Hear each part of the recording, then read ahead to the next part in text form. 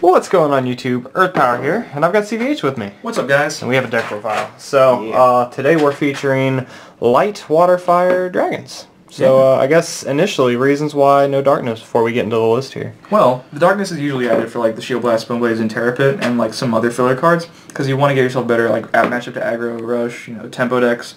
So I was talking to Spencer, and I was like, oh, I think I came up with a saucy idea. Instead of like relying on this blast and running cards and probably going above 40, which is something I don't want to do, because I like seeing Nyx and Laws consistently against the pile. I was like, oh, I need to put some meat on board early game. So Dawnblaze Dragons was born, and I just slammed 3 of the vanilla guy. It's basically this deck's Lost Patroller Swordhorn.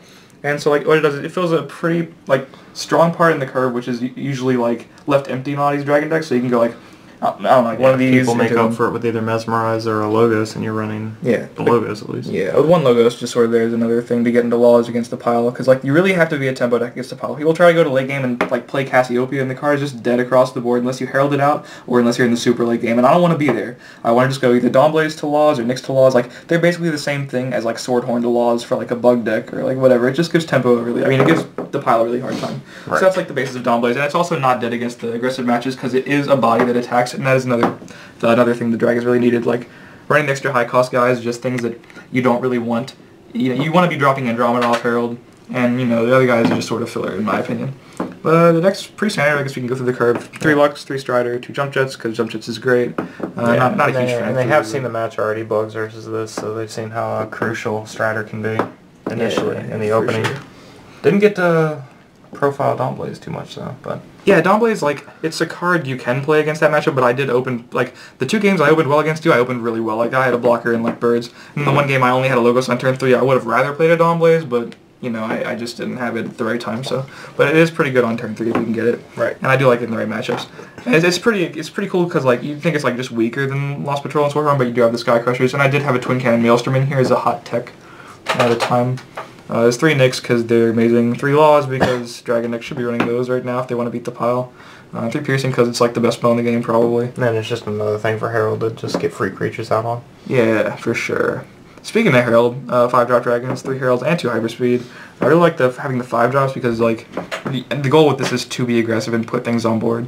It's not like a slow Dragon deck at all. Yeah, just to take note here, I mean, outside of your Heralds and your Hyperspeed, you're only running 9 other Dragons? Yeah, it's 14. So 14 Dragons in a deck where you kind of, that's, I think, the way people have built it in the past is they just pile up Dragons. I've seen some lists with 20 plus. I think this is like the same, maybe like 1 less than Jerry Ran and Roanoke.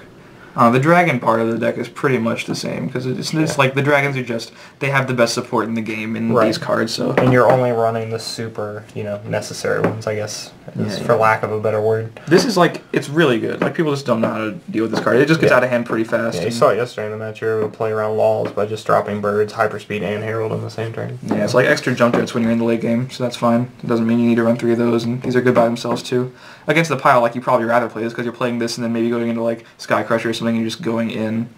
That's pretty sweet. Finbar is just, the best dragon. It doesn't really count, but it counts. 3 Liars are actually the best dragon, probably. Yeah.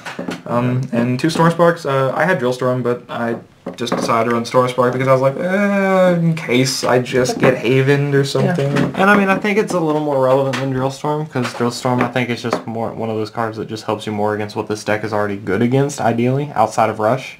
And then even against Rush, you're still sort of relying on Jump Jet's Herald or Hyperspeed Herald. So yeah, and it's just surprise Herald hits too, because people go in sometimes with like a Swordhorn thinking they're safe out of my Herald, like, I won't give them like the Piercing or something in shields, and then it's like I run 5 things that could just surprise tap your board and give me a Herald swing. Yep. Which is a thing that could happen. And it just saves you, obviously. That's what it does. And then the fat guys. Yeah, 2 Sky Crusher. I like this card more than, I think, any other 7-drop dragon in the game right now. It's just gigantic by itself, rounds with Hive Queen, and makes even, like, the Birds and the Strider in the early game, like, these have so much more value because they can just... This card kills Lyra with Sky Crusher. Like, it's big. Like, these things just get large.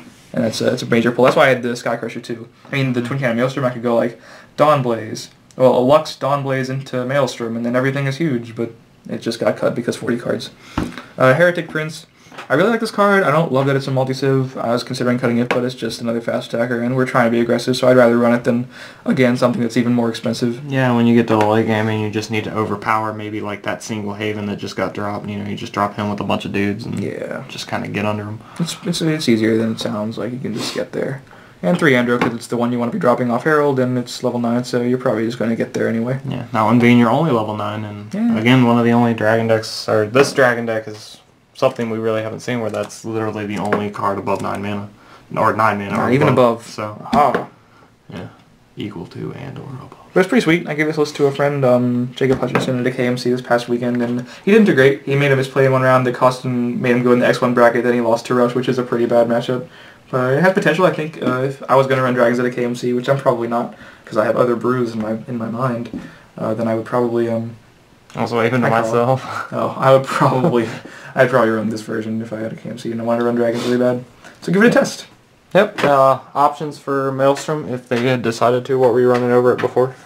I don't know. I mean, it was in the list, but it wasn't... I think it was just like I didn't have extra Shield Blast, and I was like, oh, I'm running 3 Shield Blast. That's a problem. Maybe I should run more.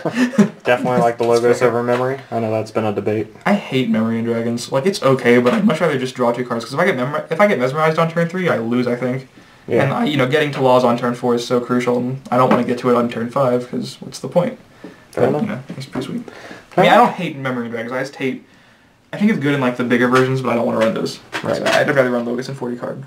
Sounds good. Well, give it a test if you like it, guys. Leave a like below. Check out the Facebook, Twitter, all that fun stuff to keep up with us as we prepare ourselves for our KMC adventures, heading to PA on March 8th. Also, quick shout-outs to the Kaijudo channel. Corey, TKC and all that. He just launched his website a couple weeks ago, and he's got all of the KMCs and deck lists and even like card reports and stuff up on his website, as well as he's been doing videos every week to tell you guys the top 5 rising and dropping creatures, decks. Yeah, by percentage And he gets this stuff up like the day of, the day after too. It's really relevant It's content. really, yeah. Exactly. No more Twix that are 5 days late. Right. So, but we will be back with some of this week's in Kaijudo. We've got some preview cards and some other fun stuff to talk about, some channel updates and all that. So stay on the lookout for that. And shout out to Buck. What's up, Buck? And on that note, guys, we'll hopefully see you next time. Peach. Peach.